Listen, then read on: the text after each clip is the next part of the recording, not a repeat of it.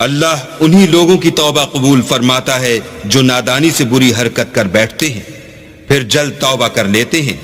बस ऐसे लोगों पर अल्लाह मेहरबानी करता है और वो सब कुछ जानता और हिकमत वाला है। और ऐसे लोगों की तौबा कबूल नहीं होती जो सारी उम्र बुरे काम करते रहें, यहाँ तक कि जब उनमें से किसी की मौत आ मौजूद हो तो उस वक्त कहने लगे कि अब मैं तौबा करता हूँ, और ना उनकी तौबा कबूल होती है जो कुफ्र की हालत में मरें।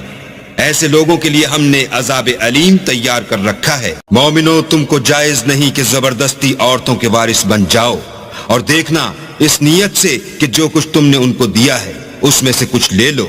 उन्हें घरों में मत रोक रखना।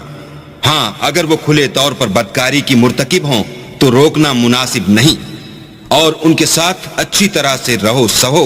अगर वो तुमको नापसंद हो तो अजब नहीं कि तुम किसी चीज को नापसंद करो, और अल्लाह उसमें बहुत सी भलाई पैदा कर